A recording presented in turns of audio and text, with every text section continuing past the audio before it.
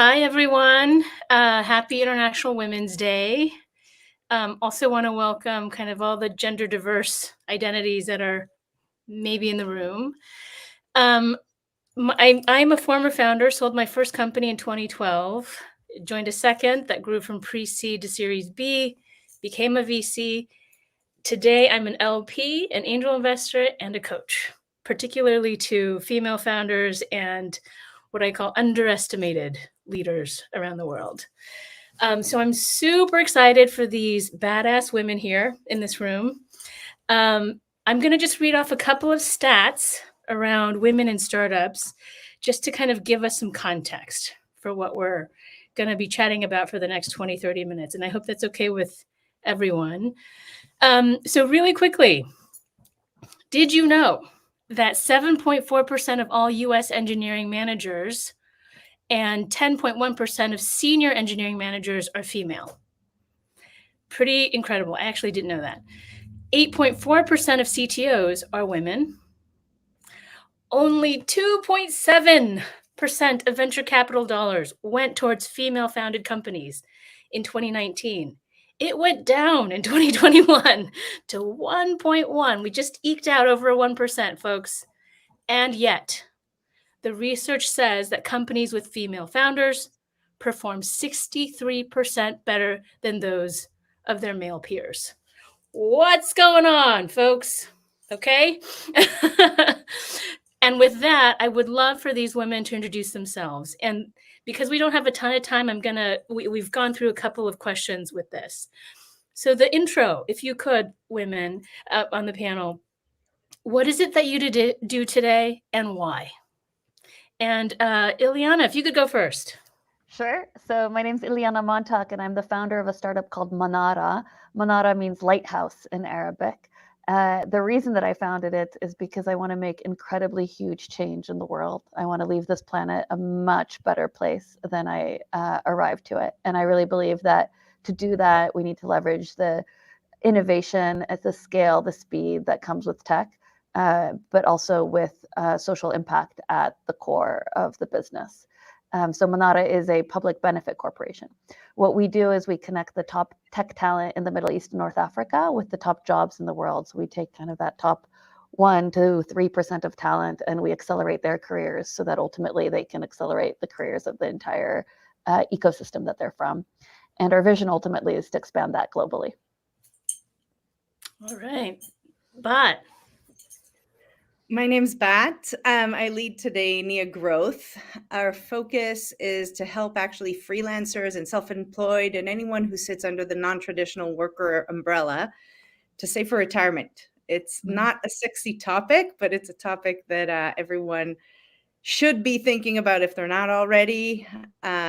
We work with people who are at the early stages of even thinking about, is retirement for me? Will I ever retire? We hear way too much, I'll never retire. So we give them tools and calculators and whatever it is they need and inspiration to start saving. Awesome. Pamela. Yeah. Hi, everyone. So I'm the CTO and co-founder of Snowball Wealth. And we're a financial platform and app to help people kind of like manage and go from wealth to debt to wealth. So similar to what Bat was talking about, but I think a little bit earlier in the process, why I'm doing this, I think, I'm a first gen immigrant here in the United States and learning how to manage my money, how to save for retirement, what to do about student loans was something that was really hard and challenging for me. And, me and my co-founder, we thought that this could be done better and differently. And we really focused on bringing a first gen woman led perspective to the space. We are both, me and my co-founder, we're both 2 Latina founders. And we really do believe that the fintech space needs to be a lot more inclusive of all of our backgrounds and perspectives. Awesome. I know that there's probably a lot of folks in the audience who are on the job seeking, job pivoting path. And so we're going to ask a little bit about each of your backgrounds and sort of how you got where you are and some of the experiences you might have had. Ileana, really curious about your experience going through the YC Accelerator program and what that was like. What was the biggest benefit? What was the biggest challenge and or surprise? Sure. So for me, when I applied to Y Combinator, it was like a dream, felt very inaccessible. It felt like if I got to that dream, then I will have achieved it all. Little did I know that that's just the beginning. But when my co-founder, Leila Abu Dahi, and I applied, we applied the first time thinking we just need to learn how to apply. We'll apply once and we'll see, learn about the application process so that then the next time we apply, we might actually have a chance to get in. And we actually ended up getting in the first time. Wow. And yeah, it blew our minds. A big part of what surprised me and was beneficial was, first of all, just the application process itself. They really make you think very strategically.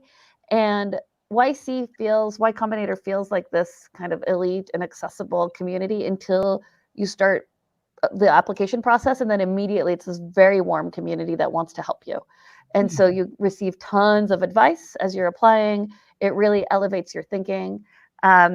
And, when we first applied, we were thinking maybe if we're successful, we'll do this for a year because really we're on other career paths and this, this social impact startup that we're working on is maybe just this side thing. By the end of the application process, we were so invested. We knew that this is really what we wanted to go build. So YC had that impact on us. It really helped us feel confident. First through the application process, but also then with the funding, it gave us that confidence that we could actually pursue that. And the biggest benefit was the ability to raise money quickly. We raised very, very easily during a time when the market was high, but there's no way we would have raised that much funding that easily without YC. And the joy of being in such a focused environment for the 3 months, even though it was during COVID, it was all online. It reminded me of being in university where everyone's working on something that they're super passionate about. And it was like the Zoom calls were like meeting in the dining hall at midnight with other random people and all just helping each other. So that was the best part. I think the part that surprised me the most was, or kind of disappointed me, was how uninclusive it is from so many different ways. I think that, there were just very few women, for example. When I went to events, often I was the only woman there, YC founder events, or myself and my co-founder were the only women there. These days, I know that we've been feeling a little bit isolated, especially my co-founders from Gaza. There's only 2 Gazans in YC. And we just feel like nobody's really reached out to try to even ask how we're doing. And the community hasn't felt really supportive, even though her family's lives were in danger at the beginning and everyone knew us. And so it felt weird that nobody reached out. But other than that, I would say that I would definitely do it again, strongly recommend it. I'm happy to help any woman or anyone from diverse background who is applying improve their application. And I strongly recommend going to any kind of focused program like that to get you started, I think is a good idea. Super helpful. It is a lot of folks don't know that YC does work with a lot of social impact companies that come in through the pipe. It's not sort of the majority, certainly, but it does happen. I'm really curious, Bot and Pamela, you both started companies. Why the non-accelerator path, or how did you choose to launch? Just really quickly. Yeah, I would say for us, we did go through different accelerator programs. So we didn't necessarily go through YC. We went through StartX, which is a Stanford affiliated accelerator program. And that one's a community focused accelerator program. So they don't take equity, which was something that we really cared about. And then we also did Google for Startups. We actually did apply to YC and didn't get in. So it's not like we didn't try. So definitely highly recommend joining any startup community or accelerator program if that's something that you're looking into. And also know that, just because you don't get into the top one that you want, it doesn't really mean that it's the end of the world. Like, you can still build your company and you can still make a lot of progress. And there's other accelerator programs out there as well. Yes. Shout out to Alchemist Accelerator, Techstars, and a couple of other that Bronze Valley for BIPOC founders that I work with. Anyway, sorry, Bot.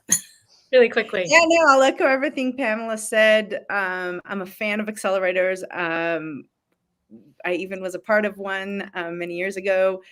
as an organizer. And I think starting on your own today just doesn't make a lot of sense. Like without any, there's a big, I think in the last decade, we created a huge infrastructure to help startups happen. And it doesn't make sense to take and, to just think you're going to go at it alone.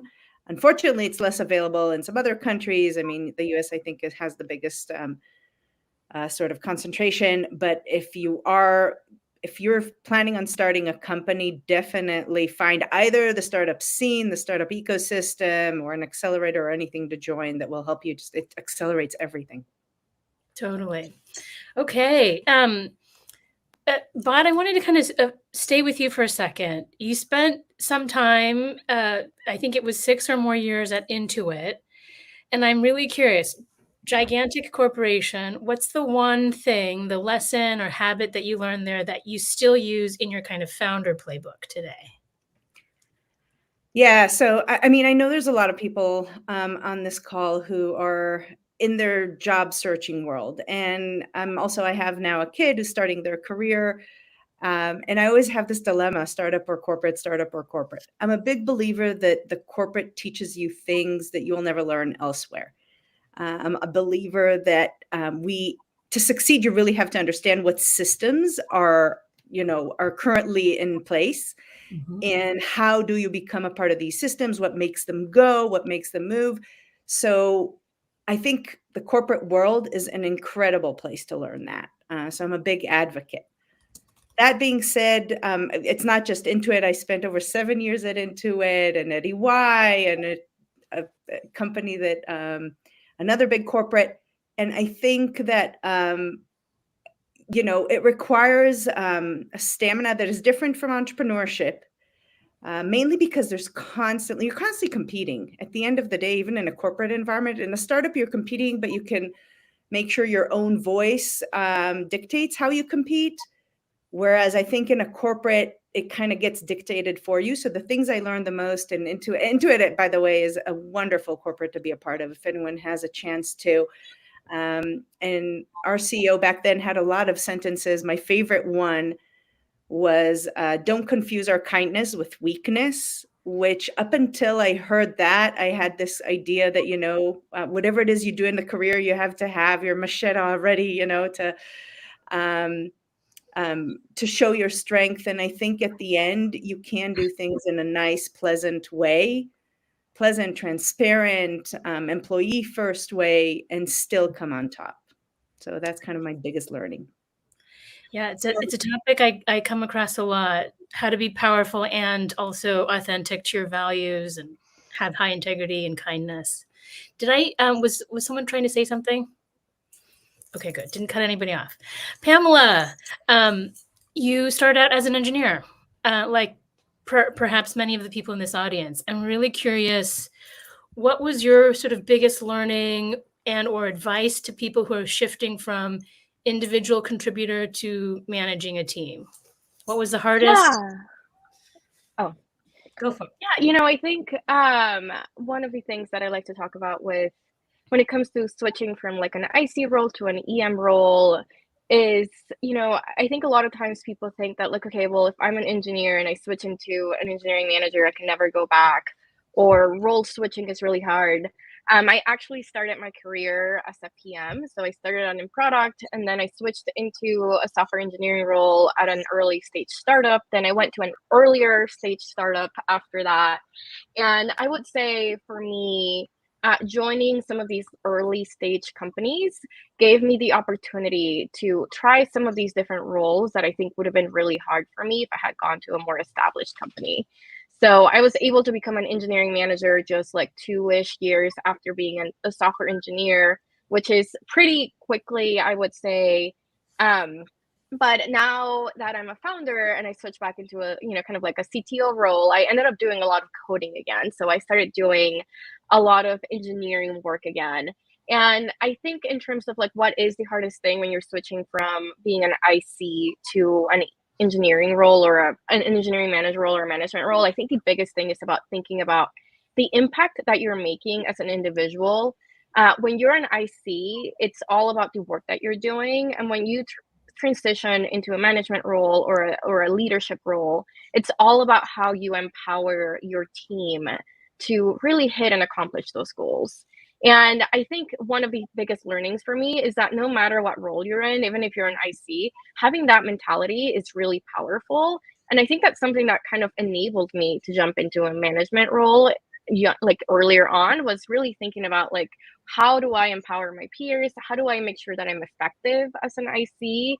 And really focusing on some of the, quote unquote soft skills like communication, goal alignment, and really thinking about the impact that you're making, because it's not just about writing code.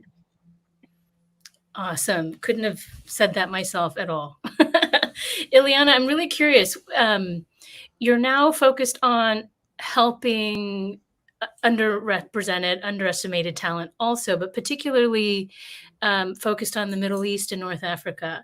I'm just curious, what do you see that's different there than what you've experienced here in the US, particularly with women in tech? Yeah, so Manara focuses on all the Arabic-speaking countries, and the reason for that is that when I had the chance to go live in Gaza and work there for 2 years, I was running a startup incubator. When I would talk to women about the stigma that women face in STEM fields, the reaction I got consistently was, "What stigma are you talking about? We know we're better." And I was like, "Oh, we know we're better. All right, this is great. Tell me more. Like, this is such a good starting point, right?" And so what I learned was that this region is the only region in the world where girls outperform boys in high school math. And in a lot of the countries, the percentage of women studying technical fields or scientific fields, whether physics, electrical and engineering, mechanical, computer science, etc., is equal to or higher than men. So for instance, in Tunisia, 62% of computer science grads are women. In Palestine, 52%. And then also from my experience in the region, I saw that it is one of the youngest populations in the world, the youngest, so growing faster in terms of a potential talent pool than any other region. It's had huge investments in education in the last 15 years, more than OECD countries. And so you also have just more people graduating from university. Soon there's going to be more computer engineers in this region than in Europe, for instance, or the United States. And so I come from Poland. I remember a time in Poland where there were no jobs, and we never imagined how quickly that would change. I lived there in 2001, and people thought I was crazy as a Polish American to come to Poland. Now, fast forward, they cannot fill all the roles. All the major tech companies have hubs and offices in Poland now, and they just can't fill jobs, and they're importing people from Manara, from the Middle East and North Africa, to work in these roles. So the fact that there is this really strong pipeline of female tech talent was what got me super interested in spending more time in this region. I was working at Upwork at the time. We had the largest talent marketplace in the world. We could hire from anywhere, and we still struggled to find, number one, good engineering talent. With Pamela, the soft skills that you spoke about, because good engineers, to really solve problems, need to have those skills, and that was so hard to find. And number two, we had goals around hiring women, and it was just impossible to fill them, even though we had all of these profiles at our fingertips. And so I was like, well, I know where these women live, and I think I know a little bit about the challenges, but really that's where my co-founder jumped in. So Layla had gone from Gaza to becoming a tech lead at NVIDIA in Silicon Valley, running the autonomous driving system, always the only woman on her team, always struggling to hire talent once she was in the hiring talent role, but also remembered the amount of friction she had been through along the way. So that was what got us so interested in the region. When I talk to companies now, so Manara alumni are mostly at places like Google, Meta, Amazon. About half have relocated for their jobs and half have stayed locally, and we want to support people with whatever their dreams are. But we're looking for more partners in the Middle East, North Africa, and places like Dubai, Saudi, Egypt. And so often when I talk to companies there, and I just kind of get into the mode of pitching Manara the way I do to other companies in the US or Europe, and I'm like, and we have such a high percentage of women, they're like, duh, so do we. And at the leadership level. And so it's a region that I think really is ahead of us in that way. And I think it's just super humbling and a good reminder that We don't have everything figured out in the United States. Boy, do we not. Yeah. Pamela, I'm curious, on that note, just that's so enlightening, and we certainly do have a lot to learn. What is it like to be a technical founder? What do you think was your biggest challenge, is your biggest challenge? What do you see there? I'm just curious. Yeah, I think when you listed out some of the stats, I was like, oh, I didn't actually know that only 8.4% of CTOs are women. I think there's a few things. I think one, it is kind of lonely. I feel like every time I'm in, even through like all of these accelerators, I've been through a lot of them. I actually can't think of a single one where there was another CTO who was a woman. Wow. Or at least while in my cohort or in my group. Mhm. It's very difficult, I think, to find other peers who are also CTOs. So I think there's kind of like that challenge. I think throughout my career, I mean, for better or for worse, I think I've gotten used to being like the only woman in the room, the only Latina in the room. And I think over time I've learned how to, kind of operate in these environments. And I think that's like a really valuable skill to have, unfortunately, I think in terms of like the reality. I think putting that aside, I think for me and in general, I think when it comes to like being a founder, a lot of it ends up being around like what is it that you're building, what problem are you solving, and how do you get to your desired result. I think when I first became a founder, I was coming from like an EM and engineering background, so I had a very technical focus. I think now, as I've evolved, I've learned that it's, building a company is a lot more than just building the product. So I've had to learn how to hop on, calls with investors, on calls with customers, doing partnerships and sales, running a team. So I think as a founder, you do have to wear a lot of hats. And your relationship with your team, if you have a co-founder, it's also really valuable to know that you're coming in and you're supporting them and helping grow the company and not looking at it just from the technical lens. So I think expanding your viewpoint and worldview, I think is really important when you're a technical founder, so that you don't get stuck in like, I'm only thinking about the tech, I'm only thinking about the product. I think you kind of have to think about the business as a whole. And that's, I would say, like my biggest growth and learning. And obviously you still have to do the tech and build the product. So that's still really important and valuable. And I think having that bigger view and like thinking about the company overall and thinking about the business case for things is something that's really applicable to every engineer and anyone who's in a technical role as well. Yeah, gosh, we could talk about being a female founder for days and days. I wish I could interview each of you more. But I'm going to move us to kind of rapid fire as we get to the last few minutes of our time. I hope that's okay. So it's just a series of quick questions, and what I'm looking for, so we can get as much as possible for this group here, is just 1 or 2 sentence answers, or moments of brilliance. No pressure. Number 1, for all of you, and we'll start with Bot, what advice would you give yourself, your pre-pandemic self? So 2019-ish, what would you say? In 2019 and further on, I was a huge fan of working from home. I'll tell you, for me, it's a personal opinion. It is really hard to start a startup that is fully remote. So I am becoming more conservative as the time goes by. And it's really hard to, especially to onboard people remotely. Got it. So there's a time and a place for working remote. And I'll tell you, in a startup, it's hard. Pamela, pre-pandemic self. Yeah, I mean, it's funny. I feel like it's related to that, but I would say invest in figuring out how to build relationships remotely.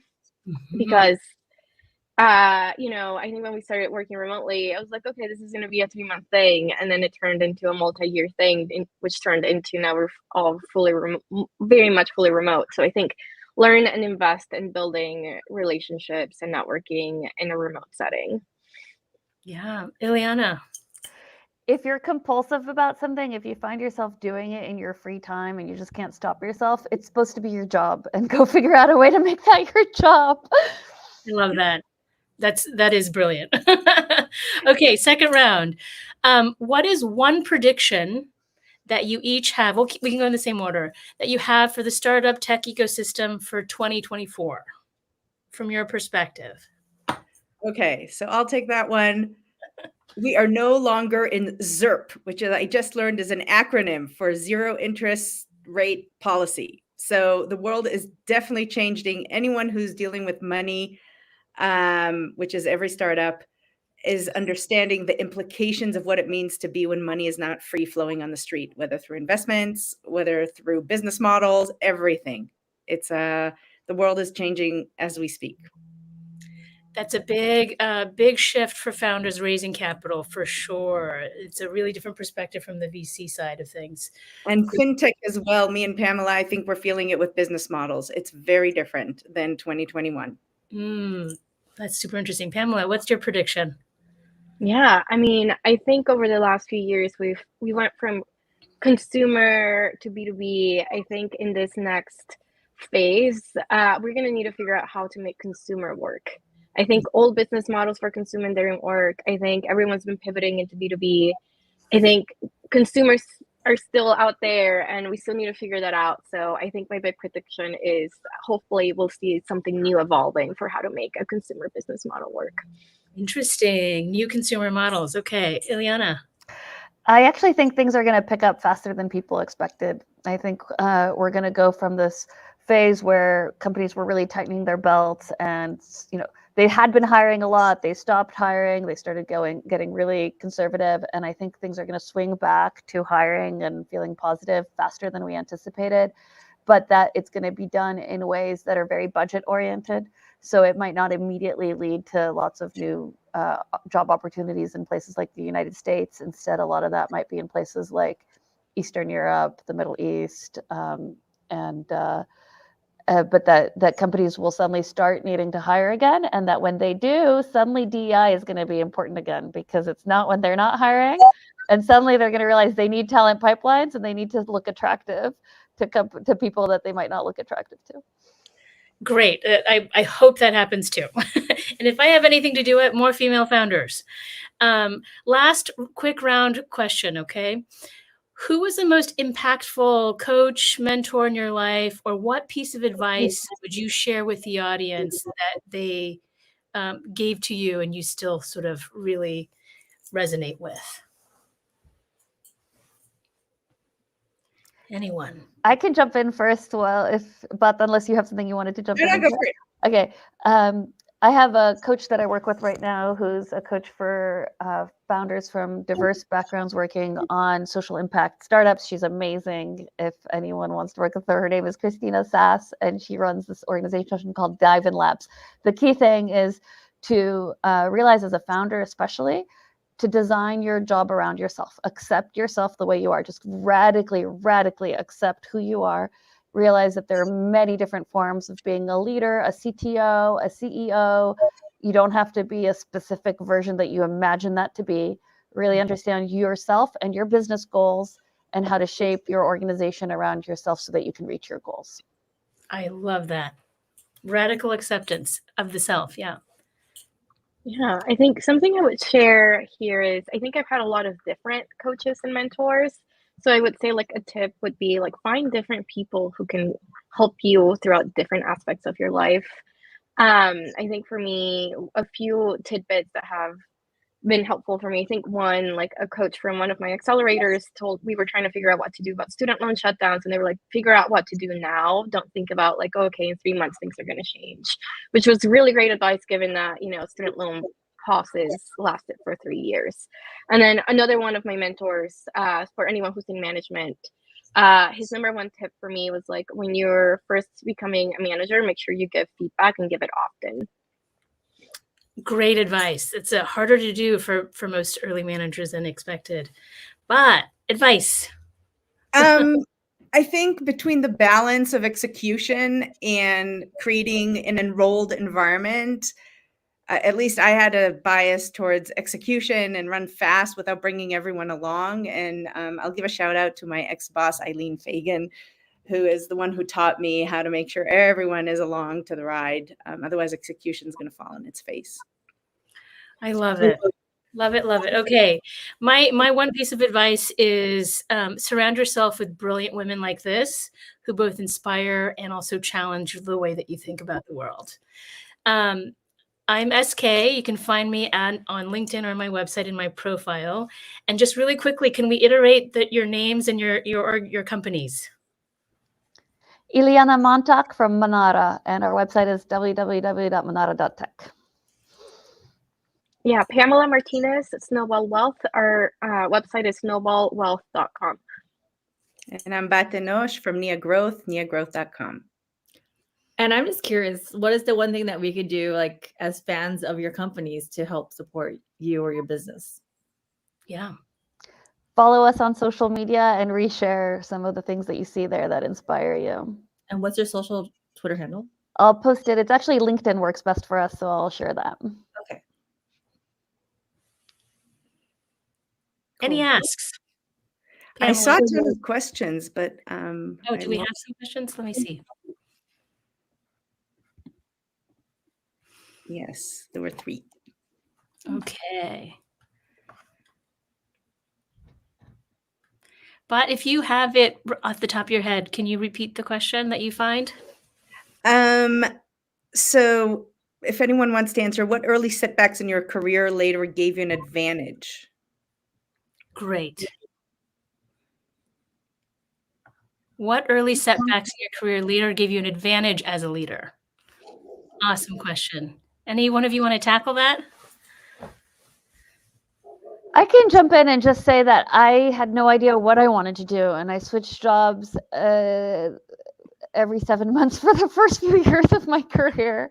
I went to Google.